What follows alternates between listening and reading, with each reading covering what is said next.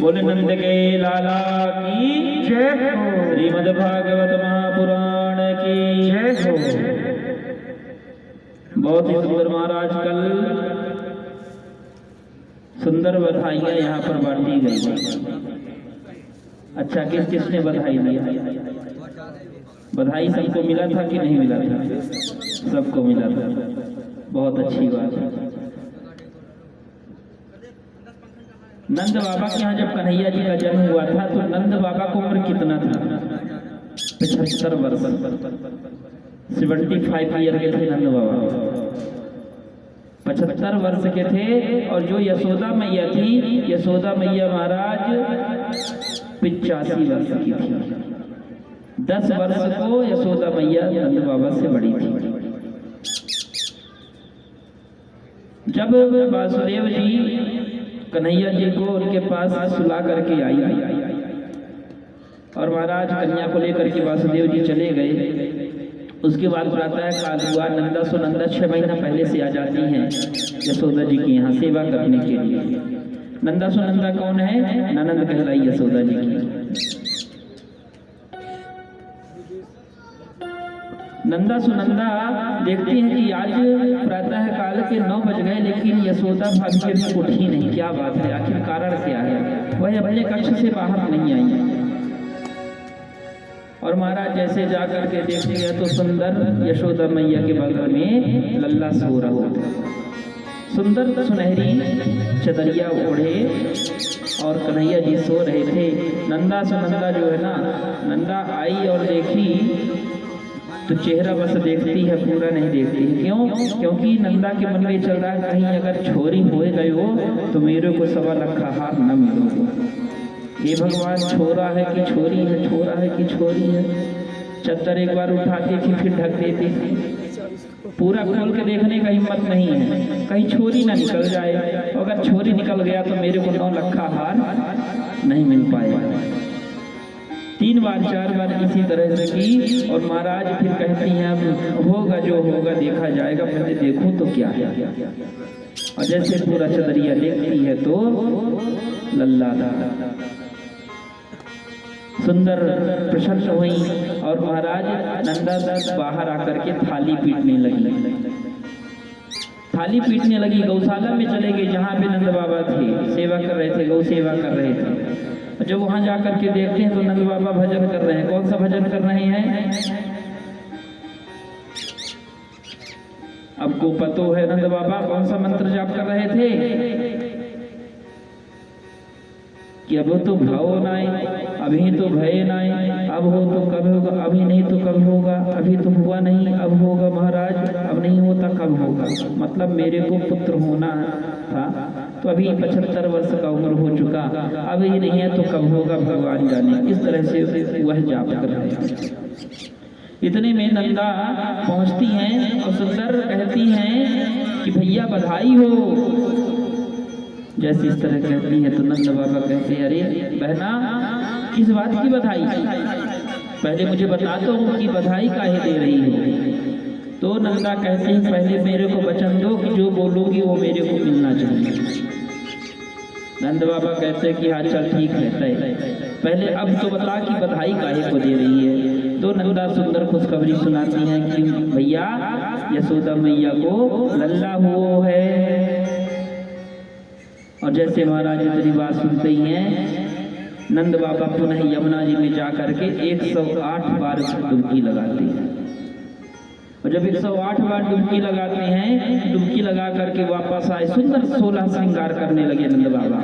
सुंदर पीली बगलबंदी बांधी, पीला पगड़ी बांधा और सुंदर हीरे जवाहरात का माला पहने और सुंदर काजल लगाया।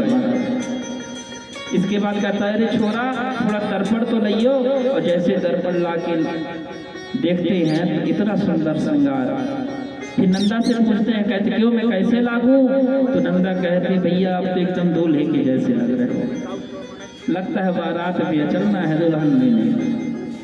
इतनी प्रसन्नता महाराज।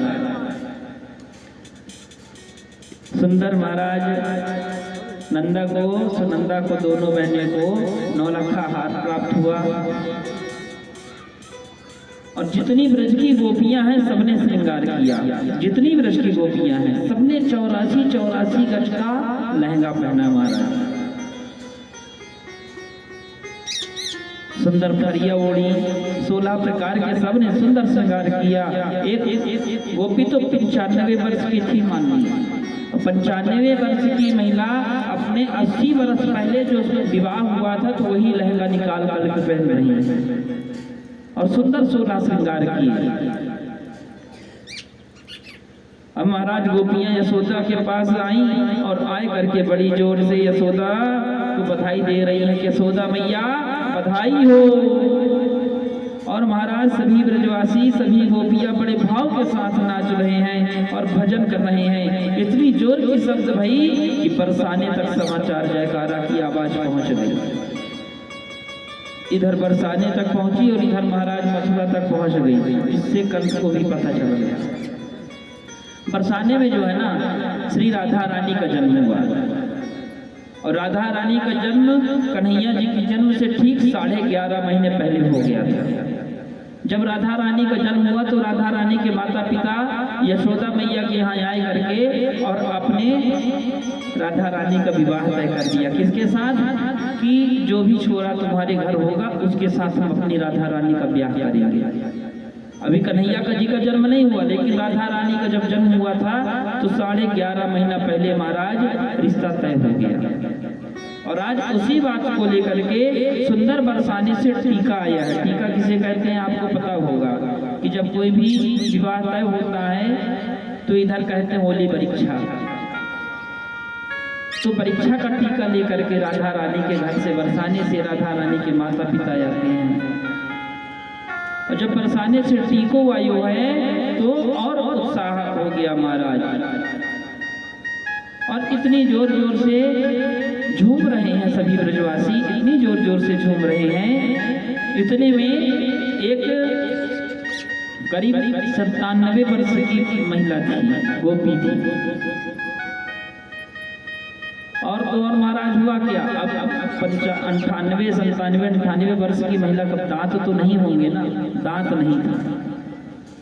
और जैसे जयकारा जोर से सुनती हैं तो महाराज उधर मारे उत्साह में ये 500 ग्राम के माखन के गोले थाल में रख करके और एक दूसरे के ऊपर मारने लगी। इतने में वही 98 वर्ष की महिला आई, बुढ़िया माता आई और कहती हैं, अरे का भयो काहे शोर कर रहे हो? और इतना कहते हैं, जैसे ही उनका मुंह खुलता है महाराज तो सामने से 500 ग्राम का एक मक्खन का गोला आता है और सीधे वह माता जी के अंदर सीधा एकदम सीधा मुंह में गया और सीधा सट से महाराज पेट में। क्यों? क्योंकि वह महिला के दांत नहीं था, दांत होता तो रुक जाता। अब जल्दी जल्दी अपने मुंह को पोंछी साड़ी से और उसके बाद फिर बोलती, अरे का भाई काहे शोर मचाए रहे हो? इतने में महाराज कहते हैं कि बरसाने से लल्ला को लिए टीको आयो है, राधा रानी के घर से टीका आया है। वह गोपी 98 वर्ष की गोपी भी अब सुंदर महाराज श्रृंगार करने लगी। अब श्रृंगार कर रही है तो कैसे? 16 श्रृंगार कर रही है और जो कान आंख में लगाने वाली चीज है उसे लगा ली होंठ में और जो होंठ में लगाने वाली चीज है उसे लगा ली आंख में। उल्टा पुल्टा सब श्रृंगार कर लिया और श्रृंगार करके वह भी गई उस सामने। जोर जोर से महाराज बधाई दे रहे हैं यशोदा मैया को, नंद बाबा को। अब कहते हैं कि मैया यशोदा के नंद जी के घर में, यशोदा जी के घर में आत्मज हुआ, इसलिए आज नंद महाराज महान मन करके बड़े बड़े देवज्ञ ब्राह्मणों को ला करके श्री नंद महाराज ने धूमधाम से लाला जी का जन्मोत्सव मनाया। महाराज नंद बाबा ने लाला के जन्मोत्सव की खुशी में 2 लाख गैयन का दान करी, 2 लाख गाय और 7 तिल के पहाड़ बनाई, स्वर्ण मंडित करके सबको दान में दिए। महाराज ऐसा खूब सारा दान दिए। गोपियों के मन में कितनी खुशी है, कितना आनंद है। ऐसा श्रृंगार करके आई आज गोपियां, कितनी सुंदर इनकी झांकी लग रही है कि युवती भी सज करके आ रही है, नन्ही नन्ही सी बालिकाएं भी सज करके आ रही हैं। और महाराज ऐसी ऐसी माता जी आ रही हैं जिनके मुख में एक भी दांत नहीं है। नंद बाबा के भार बालकृष्ण प्रभु का जन्मोत्सव 6 महीने तक लगातार चलता रहा, लेकिन नंद बाबा के यहाँ उत्सव में सब लोग आई, माता रोहिणी नहीं आई। माता रोहिणी क्यों नहीं आई? क्योंकि रोहिणी के पति जेल में बंद थे। ऐसा शास्त्र, ऐसा मत है कि यदि पति के जीवन में संकट होना तो पत्नी को ज्यादा सज धज करके किसी उत्सव में नहीं जाना चाहिए। माता रोहिणी अपने कक्ष में बैठी हैं और खिड़की से सब कृष्ण के जन्मोत्सव देख रही हैं और रोती हैं और खाती। लेकिन लाला का जन्मोत्सव मनते मनते महाराज 6 दिन पूरे हो गए। यशोदा जी ने नंद जी से कही कि सब लोग आए लेकिन रोहिणी भाभी नहीं आई। नंद जी ने कहा, देखो अब नंद जी स्वयं रोहिणी जी को बुलाने के लिए जाते हैं। देखो आप नहीं चलोगी ना तो हमारे मन को बहुत कष्ट होगा, आपको चलना ही पड़ेगा। अब ज्यादा आग्रह किया तो रोहिणी माता ने भी देखा कि अरे संसार का नियम अलग है, ये तो गोविंद के जन्मोत्सव है और गोविंद के जन्मोत्सव में कैसा संकोच। मैया रोहिणी भी आई और आए करके लाला को गोद में ले लिया महाराज। और यहाँ रोहिणी माता ने एक दृश्य देखा कि कन्हैया सोए हुए हैं पालना में और बलराम जी बार बार खड़े होकर के पालना को पकड़ करके पालना को पकड़ने का प्रयास कर रहे हैं। मैया रोहिणी गोविंद के को हाथ में लिया और कन्हैया को लेकर के नृत्य करने लगी, भाव से नाचने लगी। बलराम की मैया रोहिणी भी उत्सव में समाहित हो गई। वासुदेव जी को 2-4 दिन के लिए कंस ने छोड़ा था महाराज, और वासुदेव जी से मिलकर के नंद जी महाराज रुदन करने लगे। इधर नंद बाबा जो है ना, पहले जो चलता था ना कर देने का विधान, जो भी होता था उसका कर देना है राजा को। तो नंद बाबा अपना कर देने के लिए कंस के यहाँ गए थे और उधर कंस ने 2-4 दिन के लिए वासुदेव जी को छोड़ा था। अब दोनों वासुदेव और नंद बाबा में दोनों में वार्तालाप हो रहा है। देखिए क्या वार्तालाप हो रहा है। वासुदेव कह रहे हैं कि बड़े कष्ट की बात है, जितने पुत्र तुम्हारे घर में जन्म लेकर के महाराज आए, दुष्ट कंस ने सबको मार दिया। ऐसा नंद बाबा कह रहे हैं वासुदेव जी को। भैया मैंने सुनी है कि एक कन्या बची थी, वो भी स्वर्ग में चली गई। अब वासुदेव जी यह तो कह नहीं सकते कि तुम्हारे घर में जो बालक है वह मेरा ही है। महाराज वासुदेव जी कहते हैं कि मन को छोटा करने से क्या फायदा, नंद जी बस ये समझो कि जो आपका पुत्र है वही मेरा पुत्र है। अब व्यर्थ में मन को छोटा करने का कोई फायदा नहीं है। नंद जी कहते हैं अरे भैया मेरे थोड़े हो, वो तो तुम्हारो अपना ही समझ लो। दोनों ने मिलकर बहुत प्रसन्नता हुई। इधर कंस ने रात्रि में आपातकाल बैठक बुलाई महाराज। आपातकाल बैठक बुलाई और सभा को बुला करके कहते हैं राजा कंस कि आसपास के जितने भी गांव में जितने भी बालक का जन्म कल के दिन हुआ है या 6 दिन पहले हुआ है, उन सब बालकों को तुम ढूंढो और सबको मार डालो। लेकिन सभी सैनिक घबराते कहते हैं महाराज हम इस तरह करेंगे तो लोग हमें ही उल्टा रगड़ देंगे, मार करके भगा देंगे।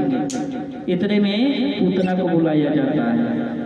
पूतना कहती है भैया आप चिंता मत करो, मैं सबको एक एक को चुन चुन करके मार डालूंगा। कंस कहते हैं एक तो तू इतनी काली है, तुझे देखते ही लोग दूर से भगा देंगे, कैसे जाओगी? पूतना कहती है भैया मैं घूंघट का बहाना लेकर के जाऊंगी और अपने स्तनों में विष लगा करके और कन्हैया को उस बालक को मैं मार डालूंगा। कंस कहते ठीक है। पूतना बोली मैंने निश्चय किया और दोनों स्तरों में जहर लगा करके महाराज और घूंघट काढ़ी और घूंघट में वह गोकुल में जा पहुंचा। सज्जनों घूंघट में बड़े बड़े काम बन जाते हैं। ये पुरुष लोग जो होते हैं ना बेचारे कथा में सो नहीं सकते, लेकिन महिलाएं वर्ग जो है घूंघट लेकर के और जिनको सोना है वो सो भी सकती हैं। घूंघट के बहुत फायदे हैं, क्योंकि जब सोएंगे मेरी नजर सीधे यहाँ से वहां पड़ जाएगी। अगर पुरुष वर्ग सोए, पुरुष वर्ग घूंघट तो ले नहीं सकते, वे तो महिला वर्ग ले सकती हैं। कहते हैं कि अपना व्यास जी को यहाँ से पता लग ही जाएगा कि कौन सो रहा है कौन नहीं, लेकिन जब घूंघट ले लेंगे तो हम थोड़ी ना समझ पाएंगे कौन सो रहा है कौन कथा सुन रहा है। तो घूंघट में बड़ा से बड़ा काम बन जाता है। और एक बात और कि अनुभव करके देखना, जो आनंद मखमल के गद्दे में सोने का नहीं आता वो आनंद कथा पंडाल में घूंघट करके सोने में आता है। सही है कि नहीं? नहीं है। पूतना कहती है मैं घूंघट लगा करके जाऊंगी, कौन समझ सकता है। वैसे घूंघट का प्रचलन ना भारत की नारियों में नहीं था, ये जब से अपने भारत में मुस्लिम समाज आए तब से घूंघट का प्रचलन चला। अब जानकी जी जब ब्याह संपन्न हुआ राम जी का, जानकी जी ससुराल में क्या दशरथ जी के सामने घूंघट गिरती थी? नहीं, ऐसा नहीं लिखा है कहीं भी। हाँ, पर ये है कि सिर पर पल्लू ढक लो, यही सम्मान है। सिर में पल्लू होना चाहिए, ये है सम्मान। अब घूंघट तो महाराज लगाया 1.5 हाथ का और घूंघट के नीचे से पता चले ससुर जी को ही गाली दे रही है, तो कोई क्या करेगा। पूतना ने घूंघट इसलिए लगाया कि वो काली ज्यादा थी और अपने दोनों स्तनों पर जहर लगा करके पूतना गोकुल में आ गई महाराज। 7वां दिन था कन्हैया के जन्म से ठीक 7वें दिन। लाला का जन्मोत्सव आज 7 दिन से मना रहे लगातार। देखो कृष्ण का अवतार हुआ अष्टमी को और पूतना का आना हुआ महाराज चतुर्दशी को, ठीक 7वें दिन। क्योंकि पूतना कहते हैं, किसको कहते हैं? अविद्या। अविद्या कहते हैं पूतना को। अविद्या का निवास 14 जगह पर होता है। 5 ज्ञानेंद्रिया, 5 कर्मेंद्रिया, मन, बुद्धि, चित्त और संस्कार, ये 14 जगह पर अविद्या वास करती है। पूतना नंद के द्वार पर पहुंचती है, जन्मोत्सव का आनंद सब मना रहे हैं। सबने पूतना को देखा, बोले भैया ये कौन आई है, कहाँ से आई है, ये तो अलग लग रही है। पूतना कहती है कि मैं यशोदा की ना बचपन की सखी हूँ, बचपन की सखी हूँ। मैंने सुनी है कि यशोदा के यहाँ कोई लल्ला का जन्म हुआ है, इसलिए उसी का दर्शन करने आई हूँ। और महाराज सभी गोपी कहती हैं ठीक है चली जाओ, आगे यशोदा मैया का घर है। इस तरह से यशोदा जी के घर पूतना पहुंचती है। और महाराज पूतना कहती अजी आई कहाँ से, आपके घर लाला भयो है, यह बात मैंने सुनी और मैंने दर्शन करने चली आई। यशोदा मैया कहती है क्यों, आप कौन? पूतना कहती है तू ना पहचानेगी, मैं तेरी बचपन की सखी हूँ, बचपन की सखी हूँ। मैंने सुनी कि तेरे घर लल्ला भाई है, आज 85 साल बाद तो मैं दर्शन के लिए चली आई। यशोदा मैया कहती है ठीक है आओ आओ, अंदर बुलाती हैं और सुंदर महाराज बैठाती हैं, सुंदर बैठाती हैं। अभी तक जो है पूतना का घूंघट लगा था और कन्हैया के पलने के पास आते ही घूंघट को जैसे पूतना ने उठाया, महाराज जैसे घूंघट को उठाया, पूतना ने गोविंद को देखा, मेरे नन्हे से गोविंद ने आंखें बंद कर ली। परीक्षित जी कहते हैं कि हे भगवान, ये पूतना को देख करके भगवान आंखें क्यों बंद किए? सुखदेव जी कहते हैं कि राजन, भगवान ने आंखें बंद इसलिए की कि शायद प्रभु के मन में ग्लानि हो गई कि मेरे 24 अवतारों में 2 ही मुख्य अवतार थे, श्री राम अवतार और श्री कृष्ण अवतार। तो राम अवतार में मुझे सबसे पहले ताड़का को मारना पड़ा और कृष्ण अवतार में ये पूतना आ गई, पूतना मौसी का उद्धार करना पड़ेगा। और महाराज कहते हैं इसलिए प्रभु में मन में बड़ी ग्लानि हो गई और ग्लानि की वजह से गोविंद ने अपनी आंखें बंद कर ली। कोई सत्य इसका दूसरा भाव में बताते हैं, शायद प्रभु ने इसलिए आंखें बंद किया कि प्रभु ने सोचा ये राक्षसी है, लेकिन कार्य तो ये वही करेगी जो एक माँ करती है, इसलिए प्रभु आंखें बंद कर लिए। प्रभु ने सोचा होगा कि कौन सी मुक्ति इसे देनी है। एक संत ये कह रहे हैं कि परमात्मा की आंखें में एक में सूर्य और एक में चंद्रमा का वास है, दाहिनी आंख में सूर्य, बाईं आंख में चंद्रमा। इसलिए सूर्य चंद्र दोनों ने पूतना को देखा और मन में सोचा कि राम राम ये कैसी राक्षसी है, मेरे गोविंद को दुनिया प्रेम करती है, लाला को सब लोग गोद में ले रहे हैं पर ये राक्षसी से मारने आई है। एक संत और एक भाव बताते हैं कि मेरे गोविंद नेत्र बंद करके भगवान भोलेनाथ का ध्यान कर रहा। क्यों? क्योंकि जब सागर का मंथन हुआ था उसमें से हलाहल निकला तो उसे भगवान भोलेनाथ ही पान किए। तो मेरे गोविंद भगवान का ध्यान करके, भोलेनाथ का ध्यान करते कहते हैं कि हे भोलेनाथ, अभी तो मैं 6 दिन हुए हैं मेरे को आए, मैं यहाँ माखन मिश्री खाने आया था और मेरे को जहर न लेना पड़े, इसलिए आप मेरे हृदय में आइए और आप विराजमान हो जाइए, जिससे वह सारा जहर आप ले लीजिए। इस तरह इस भाव को लेकर के भगवान भोलेनाथ को ध्यान करते हैं। और महाराज पूतना ने देखा कि सभी बाहर नाच रहे हैं, गा रहे हैं, सब लाला को तुरंत गोद में लिया और कन्हैया को गोद में लेकर के आंचल से ढक दिया महाराज और स्तनपान कराने लगी पूतना। पूतना ने कन्हैया को गोद में लिया और जहर लगा करके जहर लगा हुआ स्तन गोविंद के मुंह में दे दिया। महाराज मेरे कन्हैया ने क्या मालूम कि बड़े प्रेम से उसका दूध पान करने लगे। छोटा बच्चा होता है ना, जब वो माँ का दूध पीता है तो एक स्तन का दूध पीता है, महाराज दूसरे हाथ से दूसरा स्तन पकड़ लेता है। सुखदेव जी महाराज कहते हैं प्रभु स्तन पान कर रहे हैं और पूतना का यह दूसरा स्तन पकड़ लिए और गटक गटक के पी रहे। महाराज पूतना ने सोचा बस एक घूंट ये पिएगा, इतने में इसका काम हो जाएगा और पालना में डाल करके मैं यहाँ से रफू चक्कर हो जाऊंगी, परंतु ऐसा नहीं। लेकिन यहाँ तो 5 मिनट हो गए, कोई असर ही नहीं कन्हैया के ऊपर। पूतना कहती है कैसा बच्चा है, 5 मिनट हो गया, जहर लगा स्तन को पीते इसे कोई असर नहीं हुआ। 10 मिनट हो गए महाराज, 15 मिनट हो गए। अब इतने में पूतना के प्राण भगवान हरने लगे। पूतना को कष्ट होने लगा। पूतना कहती है अरे छोड़ छोड़ छोड़, इस तरह से कहती हैं। इतने में मेरे गोविंद क्या बोलते हैं कि अरे मौसी जी, मैं तो एक तो किसी को पकड़ता नहीं और पकड़ता हूं तो छोड़ता नहीं। और महाराज पूतना आश्चर्यचकित में पड़ गई कि ये कैसा छोरा है, ये तो बोल रहा है।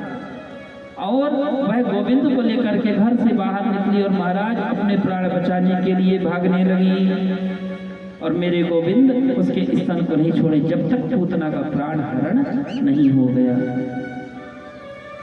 और कुछ दूर जाकर के पूतना जो है, पूतना के प्राण हरण हो गया और पूतना अपने विकराल स्वरूप में आ गई। और इतना बड़ा शरीर महाराज पूतना का कि 6 कोस 6 साढ़े 6 कोस का जो है लंबा चौड़ा शरीर था। पूरे 18 किलोमीटर का बताया गया है भागवत पुराण में।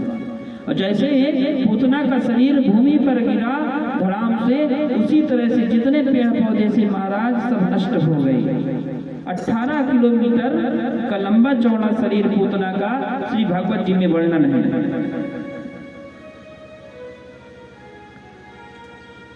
कहते हैं जब जमीन पर गिरी है तो उसका 18 किलोमीटर का शरीर हो गया महाराज। इसलिए एक संत बड़े भाव से लिखते हैं कि हाथ गिरे हाथरस में जाके, कान गिरे कानपुर में महाराज, और वाके पाम गिरे पैगाम में जाके, मोड़ गिरियो मुंडासन में। कि पाँव जाकर के पैगाम में गिरा और मोड़ गिरा मुंडासन में, और हाथ गिरा हाथरस में, और कान गिरा कानपुर में। 18 किलोमीटर का लंबा चौड़ा शरीर बताया गया है भागवत जी में। सभी ब्रजवासी दौड़े दौड़े आए, बूढ़ी माताएं आई, विशाल पूतना पड़ी है यशोदा जी के द्वार में। आगे मैदान में उसके वक्ष स्थल पर कन्हैया विराजमान है और सीढ़ी लगाया गया। सुंदर कन्हैया जी को नीचे उतारा गया। उसके पश्चात यशोदा मैया का आगमन होता है और यशोदा मैया राई लोग से उतारा करती हैं लल्ला का। और महाराज गौ माता की जो गाय की खुर की मिट्टी होती है, उस मिट्टी को लाला के शरीर में जगह जगह लगाती है। और एक पंडितानी आती है तो क्या कैसे झाड़ती है, गाय का पूंछ से लल्ला को झाड़ लगाती है कि जो भी नजर टोटका हो सब उतर जाए। आदरणीय सुखदेव जी कथा सुनाते सुनाते महाराज राजा परीक्षित को रो पड़े। आंख जो है आंसुओं से सृजल हो गए। परीक्षित जी कहते हैं कि राजन कितना अद्भुत भाव है, ये कितना वात्सल्य है माताओं के हृदय में। और ये पूतना थी कौन? पूतना जो है ना, पूतना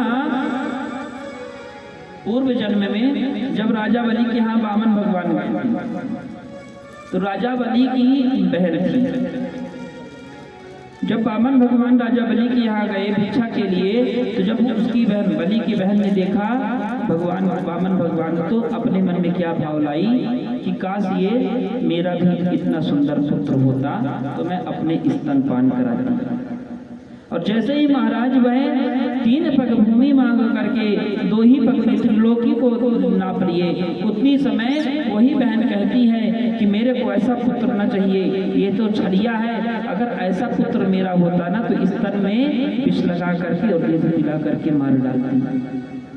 भगवान ने राजा बलि की बहन की दोनों भाव को मन से सुना और तथास्तु बोले, और वही आज पूरा हुआ। महाराज कन्हैया जी ने राजा बलि की जो बहन मन में मांगी थी वो भी पूरा हो गया।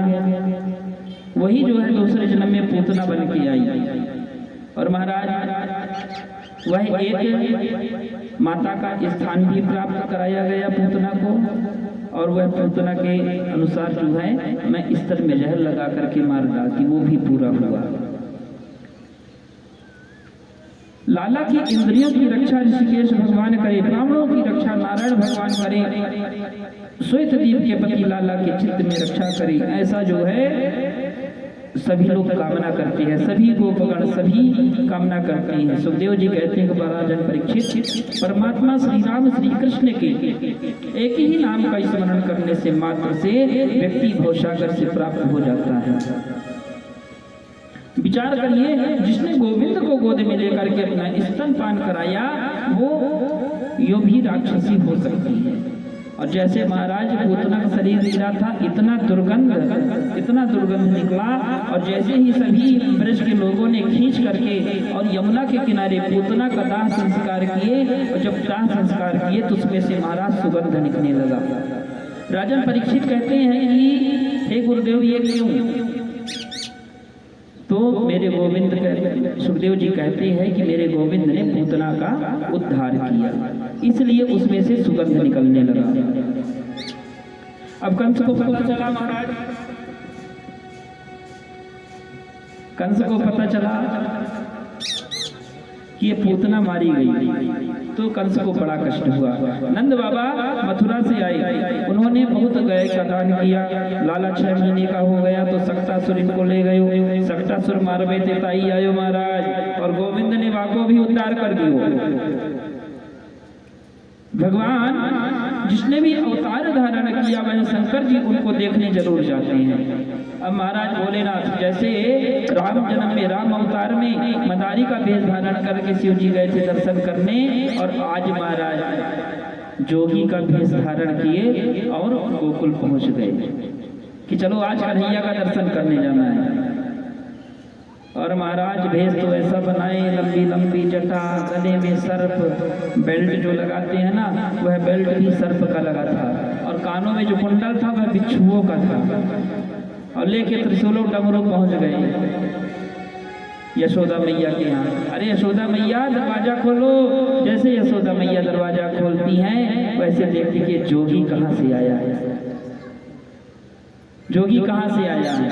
और महाराज तो आइए भोलेनाथ का सुंदर भजन के माध्यम से दर्शन करते हैं। बोलिए श्री उमापति महादेव की जय। सुंदर तालियों की सेवा देते हुए बोलिए राधे राधे।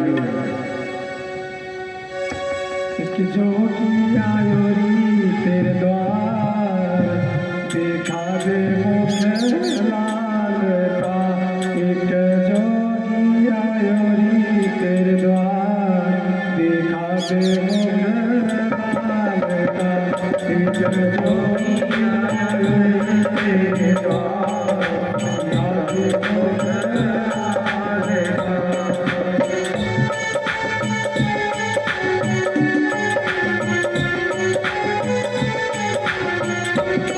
मुझे लाल का।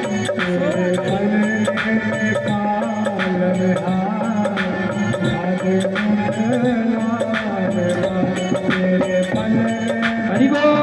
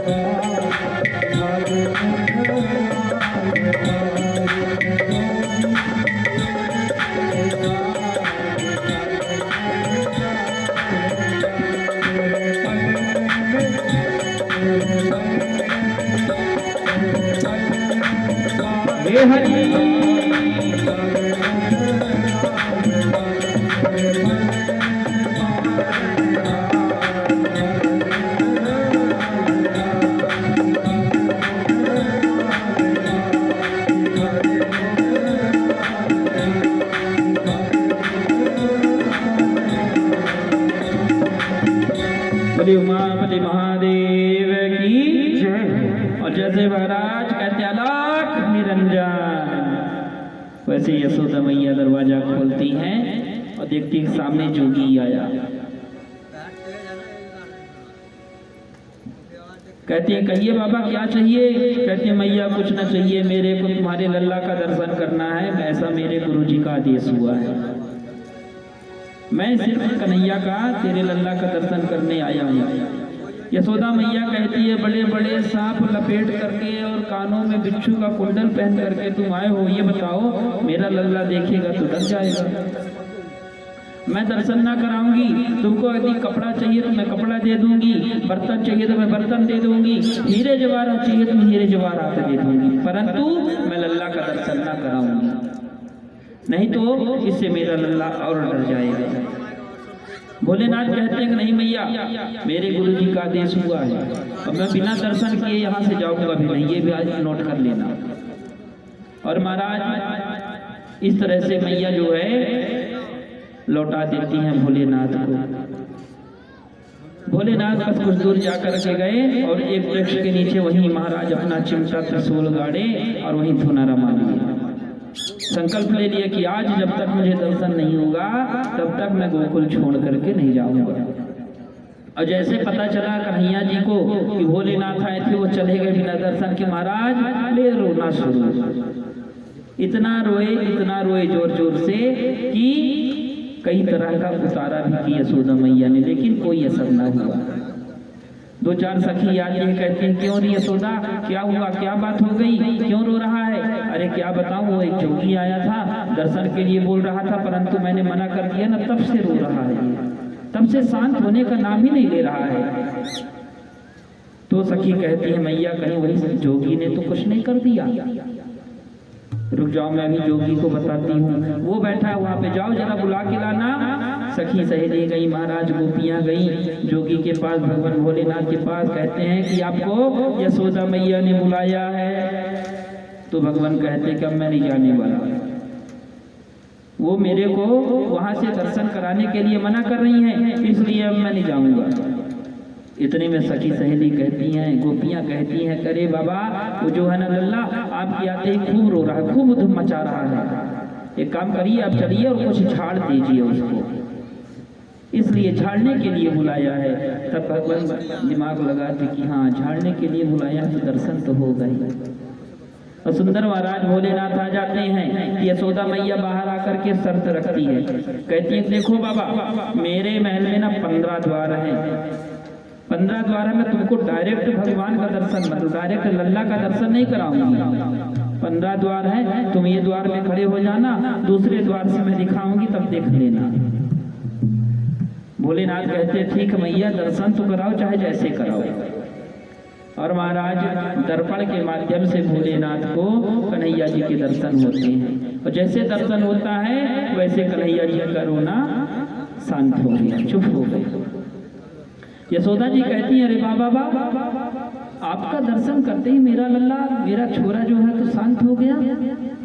अच्छा सुनिए ना, आए हैं तो थोड़ा एक उपाय बता दीजिए कि ऐसा मैं क्या करूं जिससे मेरा कन्हैया कभी न रोए। तो भगवान भोलेनाथ कहते मैया एक काम करो कि ये जो आपका घर का द्वार है, महल का द्वार है ना, इस द्वार में एक मंदिर बनवाओ और इस मंदिर में शिव जी की सुंदर स्थापना कराओ, और यहीं पे हाँ भैया यहीं पे तुम अपने लल्ला को स्नान कराया करना। जो स्नान का जल होगा वह जल भोलेनाथ के ऊपर से निकलना चाहिए, तब जाकर के तुम्हारे लल्ला को कुछ नहीं होगा। सुंदर महाराज वहीं पे द्वार पर मंदिर बनवाया गया जहाँ पे कन्हैया जी को स्नान कराया जाता था, और वहीं पे शिव जी की स्थापना की गई। तभी से क्या नाम पड़ा, बोले गोपेश्वर महादेव की जय हो। और महाराज गोपेश्वर महादेव जी की स्थापना की गई।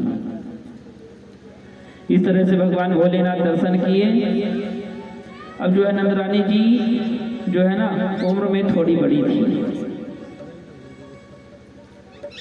कहते हैं कि इसके पश्चात जो है महाराज शंकर भगवान दर्शन करके वापस कैलाश की ओर पधार गए, और महाराज सुंदर शिव जी की स्थापना वहीं पे श्री कृष्ण जी को स्नान कराया जाता था। उसी स्नान का जल जो है शिव जी के ऊपर पड़ता था, इसलिए नंदेश्वर महादेव भी कहा गया है।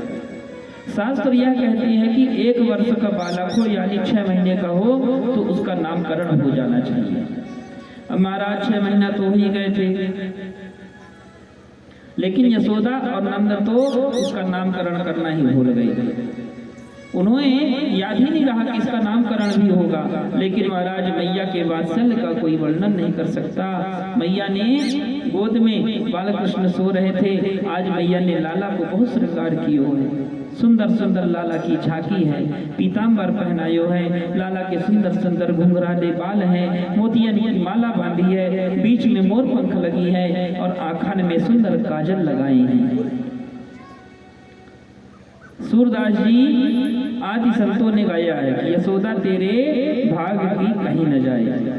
हे यशोदा मैया, तुम्हारे भाग्य का कौन वर्णन कर सकता है? जिसने साक्षात ब्रह्मा को बालक बना लिया, कौन उसका वर्णन कर सकता है?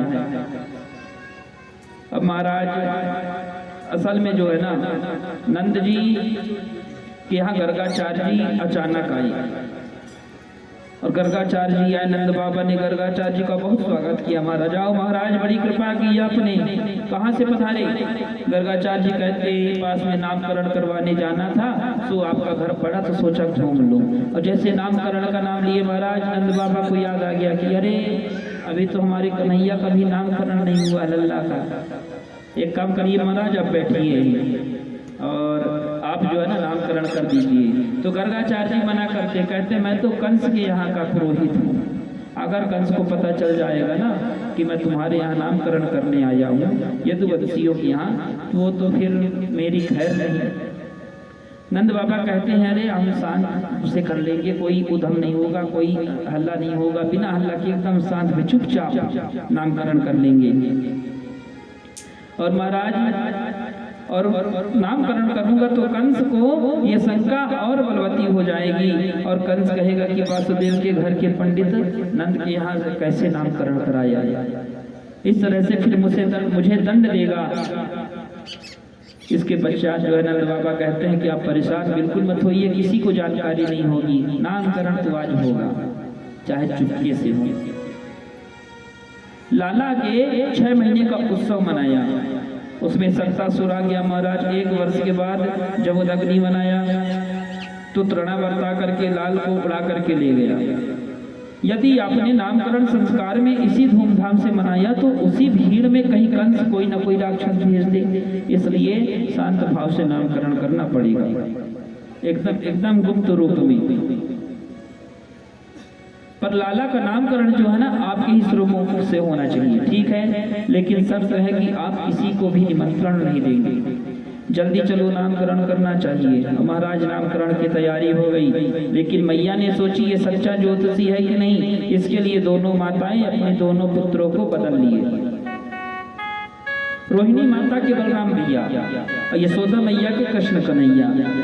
तो रोहिणी माता की गोद में कन्हैया को दे दिए और यशोदा मैया ले लिए बलदाऊ जी को, कि देखते हैं आज ये सच्चा ज्योतिषी है कि नहीं, आज इसकी परीक्षा हो जाएगी, ये पहचान पाता है कि नहीं। महाराज जब दोनों सामने नामकरण करने के लिए आए, कन्हैया जी की झांकी देकर के अपना नाम भी भूल गए कि मैं कौन हूँ। कौन? गर्गाचार्य जी। कन्हैया की झांकी देकर के संत गर्ग की विचित्र समाधि लग गई महाराज, ऐसी अद्भुत समाधि लग गई। समाधि देखिए 2 प्रकार की होती है, एक ध्यान समाधि और दूसरे में त्राटक समाधि। ध्यान समाधि उसे कहते हैं जिसमें आंख बंद हो श्वास चलती रहे, और त्राटक समाधि उसे कहते हैं जिसमें आंख खुली की खुली रह जाए और सांस बंद हो जाए। तो गर्गाचार्य जी की त्राटक समाधि लग गई महाराज। जैसे वह कन्हैया जी को देखने लगे तो मुंह खुला रह गया, मुंह खुल गया इतना सा और आंख खुला रह गया महाराज, लेकिन सांस लेना बंद हो गया, जैसे कन्हैया जी को देख रहे हैं। महाराज 2 मिनट हुए, 4 मिनट हुए, 6 मिनट हुए, यशोदा मैया और रोहिणी मैया आश्चर्य में पड़ गई कि हे भगवान, संत को क्या हो गया। इसके पश्चात थोड़ा बहुत हाथ को खिलाए उनके सामने, लेकिन कोई असर न हुआ गर्गाचार्य जी को। अचानक यशोदा मैया गर्गाचार्य जी को पकड़ के हिलाती, कहते अरे महाराज पधारना था तो घर के बाहर जाके पधारे होते, घर के अंदर क्यों पधार गए। अब उनके समझ में गर्गाचार्य जी नहीं रह गए। अरे महाराज आपको जाना ही था तो मेरे घर के बाहर क्यों नहीं चले गए। महाराज उसी समय उनकी समाधि टूटी, और जो है ना समाधि क्यों लग गई, क्योंकि गर्गाचार्य जी और कन्हैया जी के बीच में वार्तालाप हो रहा था। अद्भुत दर्शन किए गर्गाचार्य जी। कन्हैया जी ने उन्हें मना कर दिया कि तुम मेरी मैया से कुछ मत कहना मेरे विषय में, नहीं तो पता चला मैं इधर माखन खाने आया हूँ और तुम बता दो कि मैं भगवान हूँ, तो पता चले एक अलमारी में मेरे को पेड़ करके और थोड़ा सा कटोरी में दूध का भोग लगा के और चली जाया गया। ऐसे ही करते हैं ना हम आप लोग, कहीं शादी पार्टी में जाना होता है तो ठाकुर जी का भोग कैसे लगाते हैं कि भगवान आज घर में ना चूल्हा चौका नहीं जला है, ये थोड़ा सा मिश्री पाइए और यहीं रहे आइए, हम तो चले मेवा छानने। तो अगर गर्गाचार्य जी आप मेरी मैया को बता दोगे ना तो मेरे साथ भी यही होगा, मात्र थोड़ा सा माखन मिश्री में मेरा पूजा होने लगेगा और मैं तो इधर खूब सारा खाने के लिए आया हूँ।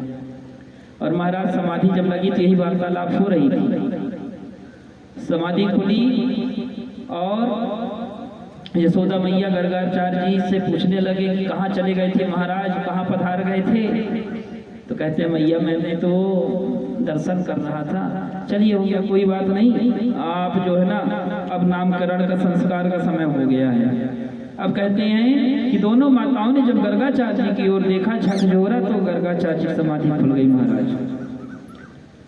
इसके पश्चात बाबा की मुंह तो खुली थी लेकिन समाधि टूटी तो बंद हो गई। अब कहते हैं ना गर्गाचार्य जी कहते हैं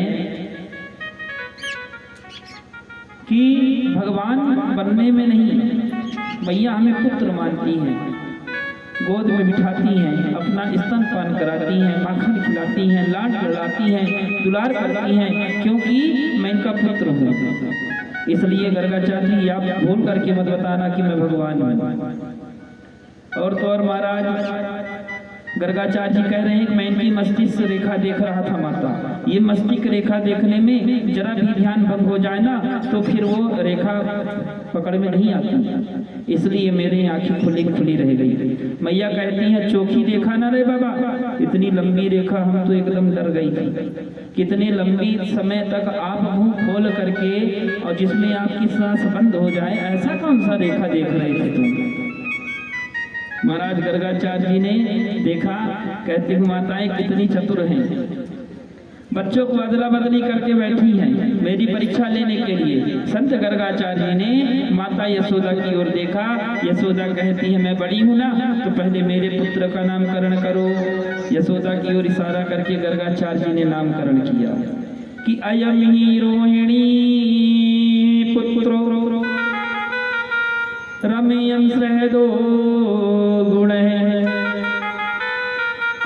आख्यास्ते रामाइति बलधिक्याद बलम विदुः। माता तुम्हारी गोद में जो पुत्र बैठा है वह तुम्हारा नहीं, ये तो साक्षात रोहिणी का पुत्र है। मैया ने तुरंत हीरे की अंगूठी उतारी और गर्गाचार्य जी के चरणों में रखते हुए रोहिणी से बोली कि धीरे से महाराज धीरे से खड़िया पलटन नहीं, सच्चा ज्योतिषी है, सही बात बताई है कि किसका पुत्र है। ये रोहिणी का पुत्र है, इनका नाम है राम, लेकिन बल की अधिकता के कारण होगा बलराम। लोग इन्हें बलभद्र भी कहेंगे। भद्र माने कल्याण, और जिनका बल समाज का कल्याण करे उसे बलभद्र कहते हैं। हलधर भी इनका नाम होगा, दाऊ दयाल भी इनका नाम होगा। एक गर्भ से खींच करके दूसरा गर्भ में लाया गया, इसलिए इनका नाम संकर्षण भी होगा। रोहिणी माता आपकी गोद में जो बालक बैठा है ये जो है ना कौन है, आसान वर्णा स्तरयो हास्य ग्रहतो अनियुतम तनु। इनका पहले शुक्ल वर्ण का था, फिर इनका रक्त वर्ण हुआ माता, फिर पीत वर्ण हुआ, अब इनका कृष्ण वर्ण होने के नाते इनका नाम कृष्ण रखता हूँ। ये काला है ना, थोड़ा सांवला है ना, पर ये सांवला नहीं, जग का उजियारा होगा। माता ने कभी वासुदेव जी का पुत्र भी बन चुका है, इसलिए इनका नाम वासुदेव भी होगा, मधुसूदन भी होगा, मुरलीधर भी होगा, गोविंद भी होगा, माधव होगा। अरे मैं इनके कितने नाम बताऊंगा, बहुत सारे इनके नाम होंगे। ये बालक नारायण के समान गुणों वाला होगा, नारायण के समान समस्त गुण इसमें विद्यमान होगी। मैया कहती है महात्मा जी, दक्षिणा यदि कम पड़े तो और दे दूं, लेकिन दक्षिणा लेने के चक्कर में ज्यादा बड़ाई मेरे पुत्र का मत करो। अगर आपको दक्षिणा कम पड़े तो मैं और दे दूंगी, आप बोल दो, लेकिन ये सोचो कि मैं ज्यादा प्रशंसा करूं तो मेरे को ज्यादा दक्षिणा मिले, ये चक्कर तो नहीं है कहीं। कहते नहीं भैया, बिल्कुल नहीं। तुम मेरे लल्ला को कभू भगवान बतावे, कभू नारायण बतावे, कभू कुछ बतावे, सीधे सुनाए बतावे कि मेरे लाला पराक्रमी कितना होए वो। मैया ने बहुत स्वर्ण दिया। गर्गाचार्य जी की जो भक्ति अनुष्ठान 3 दिन से चल रहा था, वह महाराज आज पूर्ण हो गया। आज पूर्ण हो गया कन्हैया जी की। अब महाराज एक बार क्या हुआ, लल्ला जो है ना घुटमन घुटमन चलने लगी। घुटमन घुटमन मतलब समझती है ना, जिसे गांव की भाषा में कहते हैं रपकना। कन्हैया जी घुटमन घुटमन चलने लगे। एक दिन नंद बाबा ठाकुर जी की पूजा करने जा रहे थे महाराज, शालिग्राम जी का सुंदर स्नान ध्यान किए। स्नान ध्यान के पश्चात वह अंदर प्रवेश किए पूजा कक्ष में। और जब पूजा कक्ष में प्रवेश किए तो वहाँ पीछे पीछे लल्ला भी चले आए, कन्हैया भी चले आए। और तो और महाराज कन्हैया जी जब अंदर थे तो नंद बाबा ने उसे बाहर कर दिया। करे अरे अभी तुम बाहर रहो, तुम नहाए धोए नहीं हुई, बाहर रहो। कन्हैया जी देखते रह गए नंद बाबा के मुख को, और वही पेड़ चौखट में बैठ गए। बैठे बैठे क्या देख रहे हैं कि नंद बाबा सुंदर शालिग्राम जी को पहले दूध से नहलाते हैं, फिर दही से नहलाते हैं, फिर शक्कर से, फिर मधु से, घी से, महाराज मक्खन से स्नान कराते हैं। कन्हैया जी सब देख रहे थे। इसके बाद सुंदर स्नान कराए, और स्नान कराने के पश्चात सुंदर चंदन और तुलसी दल चढ़ा करके और सिंहासन में रख दिए। इतने में क्या हुआ, और सिंहासन में रखने के बाद नंद बाबा जो है अपने सर में कपड़ा डाले और माला ले लिए। महाराज ध्यान मग्न हो गए। अब इधर कन्हैया जी बगल से आए, चिपके से घुटमन घुटमन। देखते हैं कि ये जो शालिग्राम है ना, ये तो चकाचक है भाई। मतलब जिनको दूध दही मक्खन घी में स्नान कराएगा, सोचिए कितना मीठा ना होए वो। और लल्ला महाराज शालिग्राम भगवान को उठाए और अपने मुख में डाल लिए। और मुख में तो डाल लिया, वहीं बैठ गए पालथी मार के बगल में। जैसे मुख में डाले पालथी मार के बैठे, नंद बाबा का माला पूरा हुआ। और जैसे माला पूरा हुआ, वह पर्दा खोले, अपने सर का कपड़ा उठाए, सामने देखते हैं तो सिंहासन महाराज खाली, सिंहासन खाली। अरे शालिग्राम जी कहाँ गए? कहीं यहाँ वहाँ लुढ़क तो नहीं गए? वैसे भी तो गोल होते हैं रसगुल्ले की तरह। महाराज यहाँ वहाँ फूल उल तुलसी दल उठा के देखे, तुलसी मंजरी उठा के देखे तो वहाँ कुछ नहीं। बगल में देखते हैं तो महाराज बड़े लड्डू गोपाल बैठे हैं। और महाराज कन्हैया जी को बैठे देखते कहते हैं, अरे तू यहाँ कैसे आ गया? और मेरे कन्हैया जो है ना, शालिग्राम जी को मुंह में तो डाले जरूर थे, लेकिन इधर से उधर गाल को फुला रहे थे, चूस रहे थे शालिग्राम जी को। और जैसे चूस रहे थे महाराज, कभी इधर गाल फूलता, कभी इधर गाल फूलता। नंद बाबा देखे जरूर कुछ घोटाला है। और जैसे यूं गुलचा मारे उसके गाल में, वैसे शालिग्राम जी बाहर हुए। मां बोली शालिग्राम भगवान की। शालिग्राम जी बाहर आ गए और पुनः उनको स्नान कराया गया, पुनः चंदन लगाया गया और पुनः स्नान चंदन करके सिंहासन में विराजमान किया गया। लल्ला को डांट करके पुनः बाहर करते हैं। यशोदा मैया से कहते, करी इसको पकड़ो, ये बहुत शैतान हो गया है आजकल। सुंदर महाराज इस तरह से घुटमन कर कन्हैया जो है बहुत शरारत करते हैं। और एक दिन क्या हुआ, कहते महाराज यशोदा मैया सुंदर श्रृंगार करती हैं, बगलबंदी पहनाई, काजल लगाई, चोटी बांधी, सुंदर बिंदी लगाई और महाराज काजल लगा करके सुला देती हैं। और जैसे सुलाती हैं तो क्या देती हैं, प्रातः काल उठ करके मेरे कन्हैया सुबह उठे और यूं ऐसे दोनों हाथ से दोनों आंख को मसल दिए महाराज। जो काजल लगा था बड़े बड़े गोल गोल हो गए थे, जैसे भगवान कामकानाथ जी के दर्शन हो रहे हों। यहीं पे मैया कन्हैया को देख करके खूब जोर जोर से हंस रही थी। चलिए दर्शन करते हैं भजन के माध्यम से। मैया खूब दर्शन कर रही थी और हंस रही थी, कहीं नजर न लग जाए मेरे कन्हैया को, मेरे लल्ला को। गजरारे मोटे मोटे एकदम नैना काजल के महाराज, एकदम कारे कारे आंख हो गए लल्ला के। बोले वृंदावन बिहारी लाल की जय हो। मोटे मोटे नैनन के तू, मीठे मीठे बैन के तू, हो सावरी सलोनी सूरत के तू, हो प्यारी प्यारी मूरत के तू।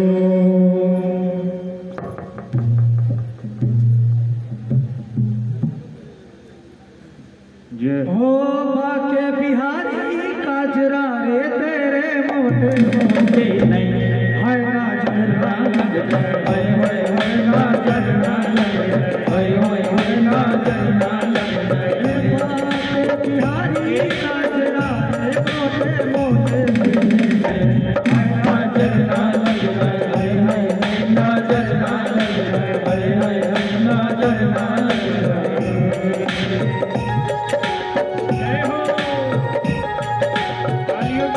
बोल हरी हरी देखो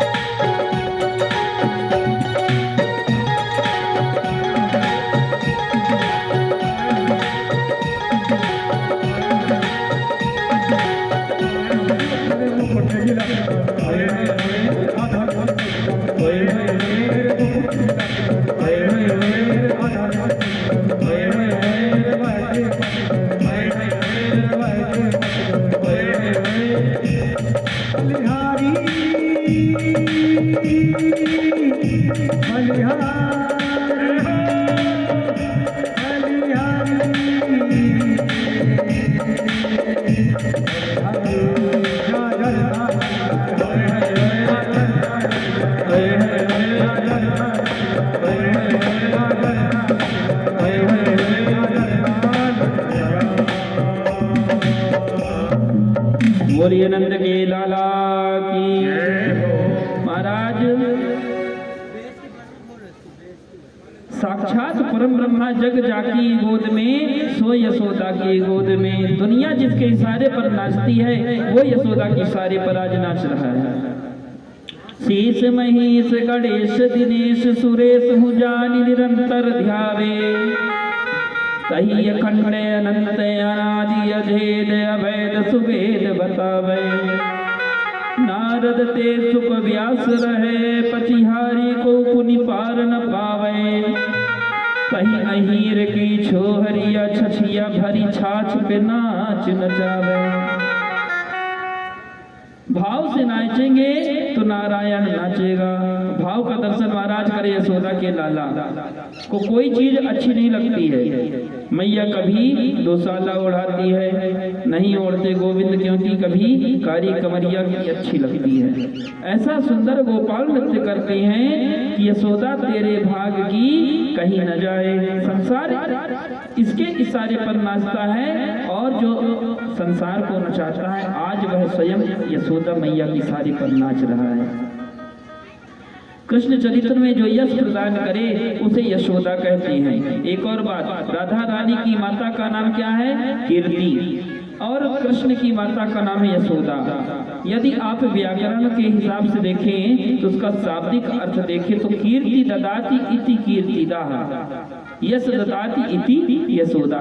जो कीर्ति दे वो कीर्तिदा और जो यश देवे वो यशोदा।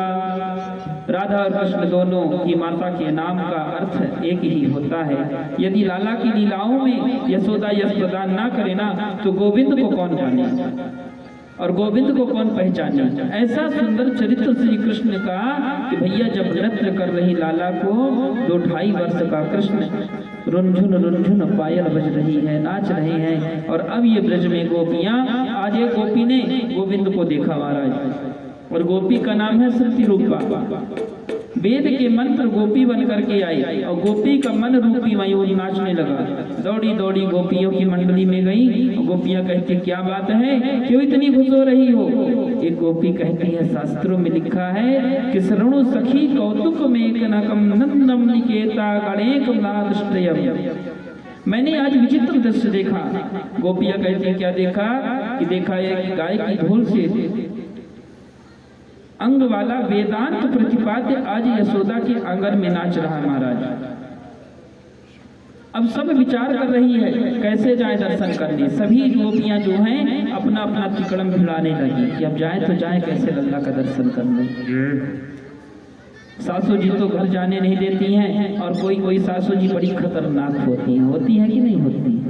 नहीं होती, कोई खतरनाक नहीं होती महाराज। जब स्वयं सब जगह चली जाती हैं तब बहू को कहीं न जाने नहीं देती हैं। अब बहुओं ने सोचा कि कैसे भी हो श्री कृष्ण कन्हैया का दर्शन तो करना है, तो कोई ना कोई उपाय तो भिड़ाना पड़ेगा। देखे बिन कान्हा जब मन नहीं माना, इन आंखों से आज हमने ब्रह्म पहचाना है। कृष्ण पद कमलों में मन को लगाना, इन गोपियों का ताना ये उलाहना तो बहाना है। अब कहते हैं सिर्फ एक ही बहाना है कि हम यशोदा मैया के यहाँ उलाहना लेके जाएं। तो सभी गोपियां क्या की, अपने अपने घर की माखन की एक एक मटकियां जानबूझ के अपने से तोड़ दी। क्यों? क्योंकि हम ये उलाहना लेके जाएंगे कि कन्हैया जो है ना अपने सखा के साथ आया था और अब हमारी घर की मटकियां तोड़ तोड़ करके चला गया।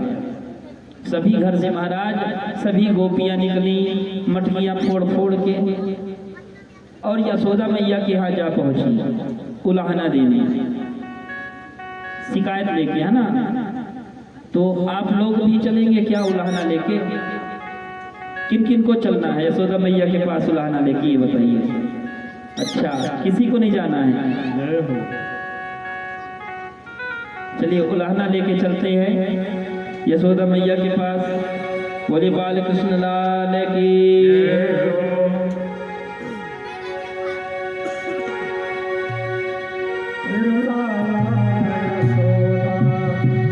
छल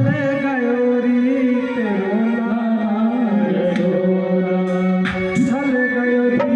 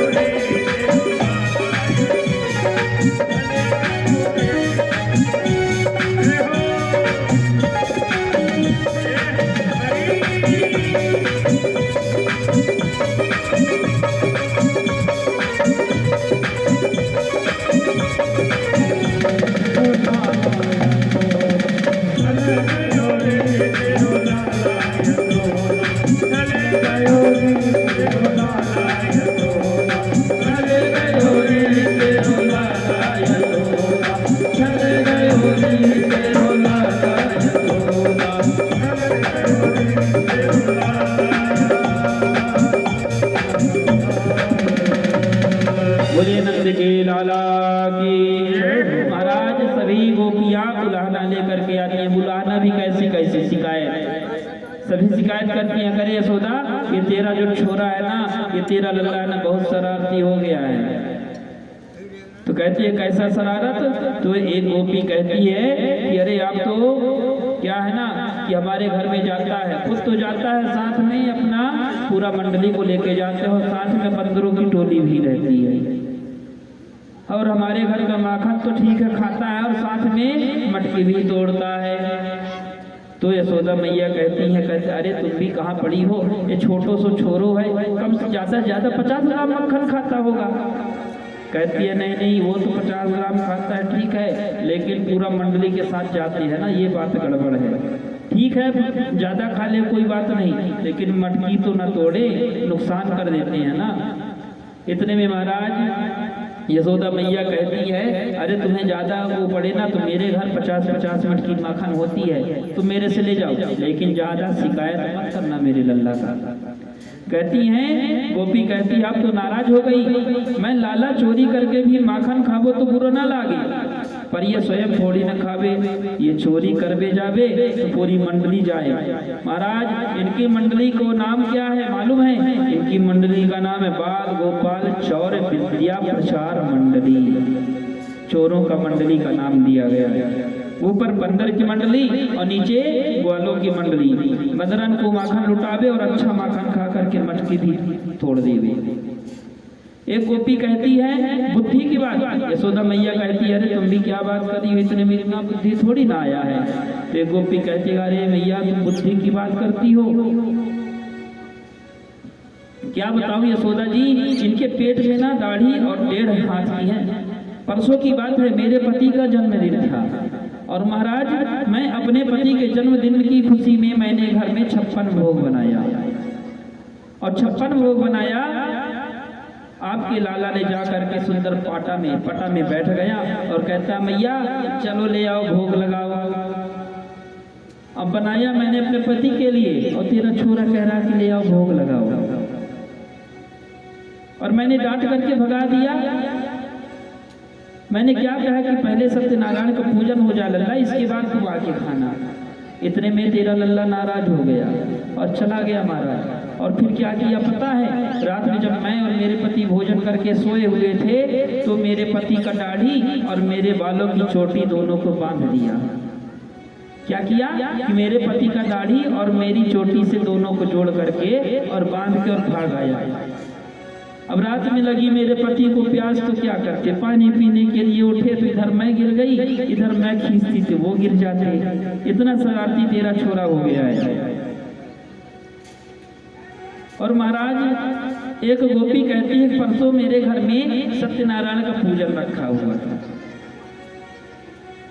जब सत्यनारायण का पूजन रहता है ना तो बढ़िया आसन लगाते हैं, सिंहासन में लड्डू गोपाल को बैठाते हैं, शालिग्राम सत्यनारायण भगवान को।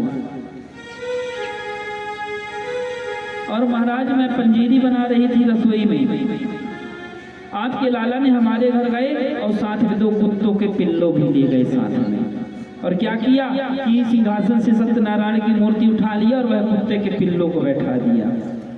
और खिड़की में आके कहता है कि अरे भाभी जी सत्यनारायण का दर्शन कर लो जाके। महाराज और जब वह भाभी जी जाते हैं दर्शन करने तो वह कुत्ता का पिल्ला बैठा मिलता है। इतना शरारती हो गया मेरा छोरा। कहते हैं कन्हैया कहते हैं मैया तेरी सौगंध।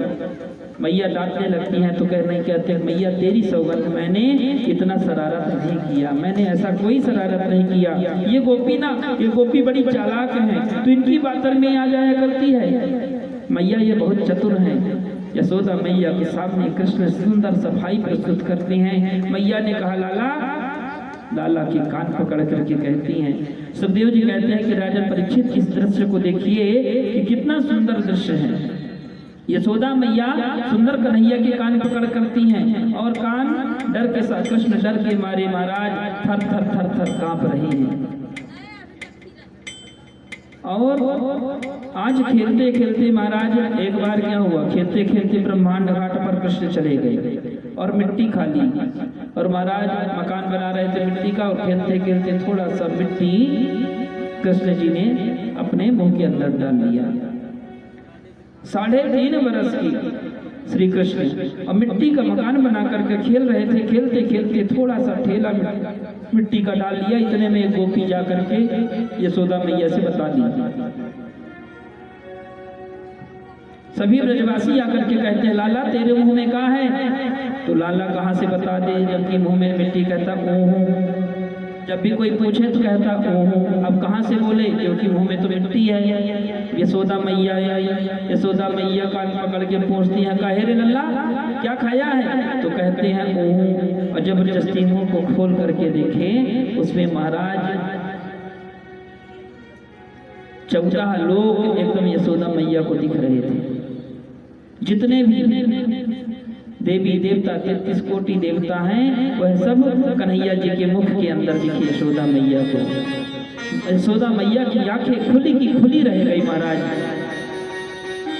2 पल के लिए वो भ्रम में पड़ गई और महाराज जैसे उनका ध्यान टूटा, वैसे कृष्ण कन्हैया जी ने मिट्टी में परिवर्तित कर दिया। महाराज कृष्ण बलराम जी बगल में जाकर के खड़े हो गए। बलराम जी बोले, मैंने मेरे मिट्टी खाने की शिकायत अपने भैया से करो। बलराम जी कहते हैं, तैने वहां खाई तो सही, सो मैंने कह दी। अब दोनों में एक दूसरे पे झगड़ा होने लगा महाराज की तैने भैया से क्यों शिकायत की कि मैंने मिट्टी खाई। बलराव भैया कहते, तैने खाई इसलिए मैंने जाके बता दी।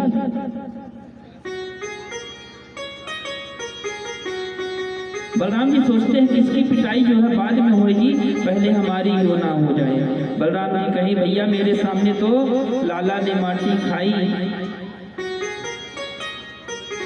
मैया कहती, मैं काऊ की बात नहीं मानूंगी लाला, तो सही सही बता दे कि तूने मिट्टी काहे खाई। कन्हैया जी क्या कहते हैं कि हो मैया मोरी मैं नहीं माटी खायो।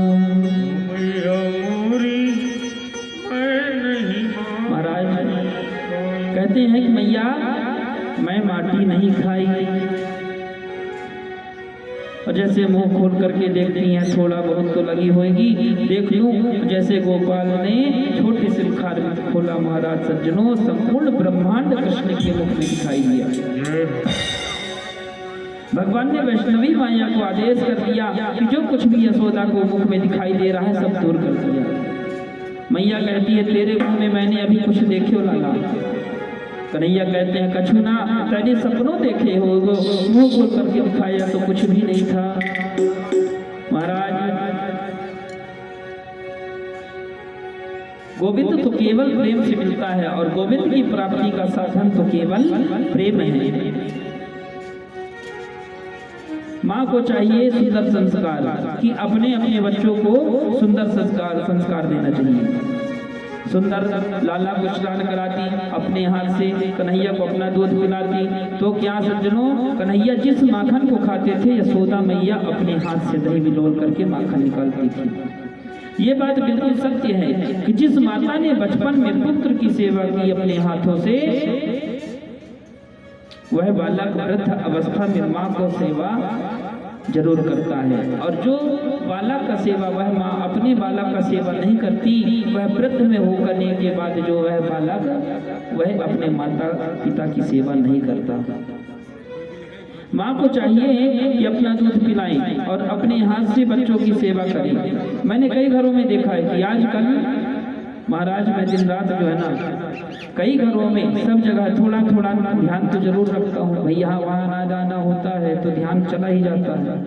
आश्चर्यजनक अनुभव हम लोगों को, कहीं हम कथा कराने जाते हैं तो 200-200 लोग पहुँचते हैं, कहीं पे 400-400 लोग, कहीं पे हजारों लोग पहुँचते हैं।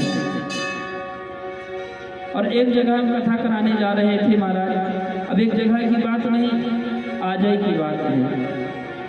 आज की बात है, आज जा रहे थे, हमारे जो कमेटी के मेंबर है सोनू तिवारी जी, वह अपनी बढ़िया अपने घर में, उनके घर में क्या वाहन है ना, तो वाहन से जो है वो चेहरा माता जी का दर्शन, बोले पंडित जी जो है ना सभी पूरे ग्रुप दर्शन कराने ले चलना है।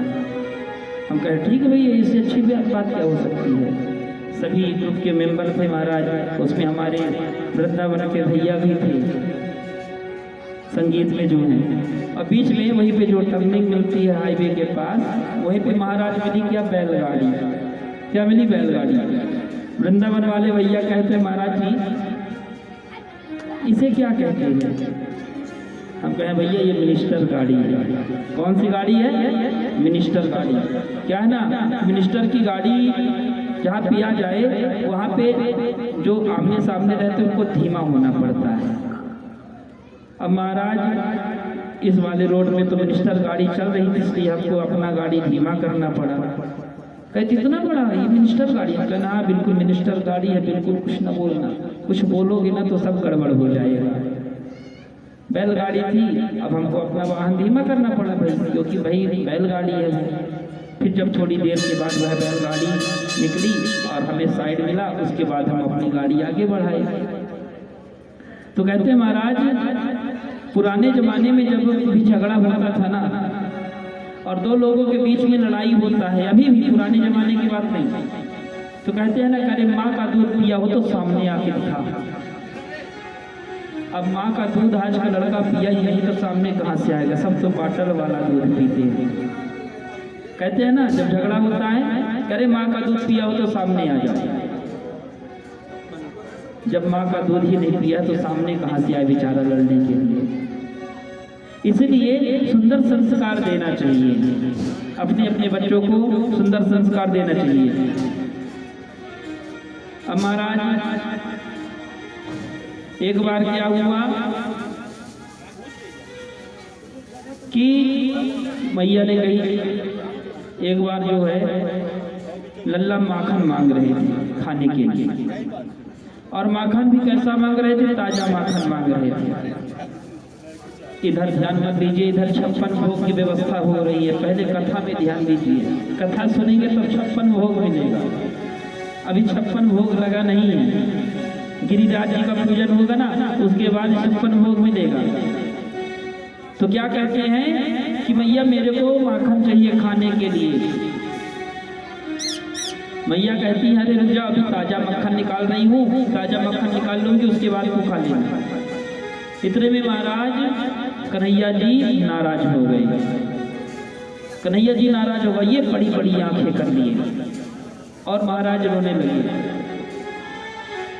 इतने में यशोदा मैया कहती अरे लल्ला चुप हो जा, सायंकालीन का बेला था, चंदा दिख रहा था, तुमको चुप नहीं हो रहे हैं। छुपाने के लिए, शांत करने के लिए माता का यशोदा मैया कहती हैं कि तेरे को मैं थोड़ी रुक जाओ, इसके बाद तुमको खिलौना दूंगी।